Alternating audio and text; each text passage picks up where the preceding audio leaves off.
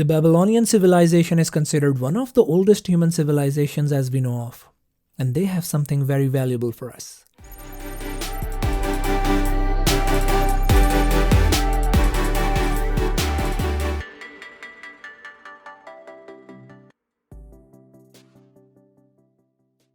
In 1926, George S Clason wrote a book called The Richest Man in Babylon, which is considered one of the best books in personal finance till date. The book is based on a collection of parables set 4,000 years ago in the Babylonian civilization. After an excavation process in Mesopotamia, archaeologists found hundreds of clay tablets that belonged to the Babylonian civilization. After deciphering, they found some of those tablets had ancient wisdom of wealth management written on it. This book, The Richest Man in Babylon, is filled with ancient wisdom. And in this video today, we will talk about 7 cures of a lean purse that help ancient Babylonian civilization to accumulate sustainable wealth, and hopefully, it will help us as well. The first cure of a lean purse: start thy purse fattening. But how would you do that? Pay yourself first. A part of what you earn is yours to keep. Do you remember the last time you paid yourself? Do you remember the last time you paid for your rent? Do you remember the last time you paid for your grocery bills? Do you remember the last time you paid for your utility bills? Now, do you remember the last time you paid yourself? If yes, that's great. If not, start paying yourself first. Now, what do I mean by start paying yourself first? Because your employer pays you, right? How can you pay yourself first?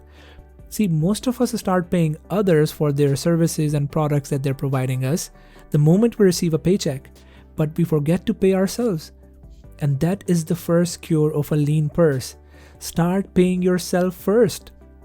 Now, the basic formula is divide your earnings by 10 and keep one portion of that is yours to keep.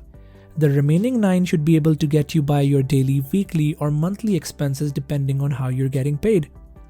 Now, most of you are probably thinking that I'm making just enough to get by my monthly expenses. How am I going to be able to save that one portion? I get it. We've all been there. It's hard. But don't be afraid to look into your expenses, and you might be able to find certain things that you can live without. And probably it will allow you to save that one portion that will start building your wealth. The moment you start doing it consistently, soon enough you will see a difference in the thickness of your purse. The book also suggests that you will not see a significant change in your lifestyle when you're trying to save that one portion if you actively monitor your expenses. And the moment you start doing it, it will give you a significant psychological boost, and that will help you to think even better for your financial future. The second cure to get rid of a lean purse is control thy expenditures.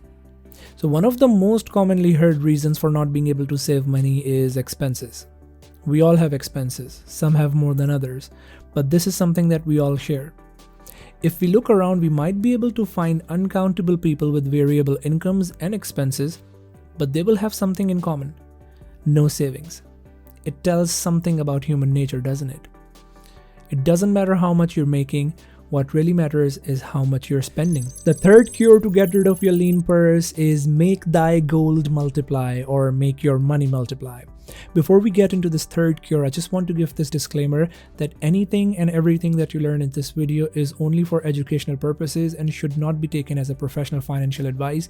Please do your due diligence before investing your money. Make thy gold multiply, or make your money multiply, is one of the most important cures to get rid of your lean purse. You have been saving your money, you're controlling your expenses, now you have that money that's not doing anything for you. But the best thing that you can do is start investing, or start doing anything with that money that will make more money for you. Start looking for opportunities that you understand. Start looking for opportunities that you feel comfortable exploring. And once you get into investing money, your money is going to start making more money for you. You will see the power of compounding effect, and there is no way that you're going to get back to the lean purse ever again. The fourth cure to get rid of a lean purse is guard thy treasure from losses. Now, you're doing the best you can in order to save 1/10 of your earnings. You're doing great when it comes to expenditure control. And now you're at a point where you are trying to multiply your money, and here comes a big loss. Yeah. That's why this principle is the most important one to learn. Learn how to guard your money. Now, don't get me wrong, all investment opportunities and business opportunities do come with potential risk, and we should understand that. But it does not mean that we should allow ourselves to make uninformed financial decisions. This is the worst thing that we can do with the money that we have saved. Always remember the time and effort it took you to save this money. Advices usually come for free, and make sure you don't end up paying for it with your losses. The fifth cure to get rid of a lean purse is make that dwelling a profitable investment. So if you're doing good when it comes to saving 1/10 of your earnings, controlling your expenditures, learning new ways how to make more money, and learning how to guard it, this rule suggests that the best use of that money is to get your own place. Knowingly or unknowingly, or maybe ignoring the fact that we do pay to live under a roof anyways, but that's building someone else's wealth and asset. So if you're in a point in your life where you can afford to have your own place, the best thing that you can do with the money is to buy your own house. The sixth cure to get rid of a lean purse is ensure a future income. Life only grows forward in time, and we all will get old.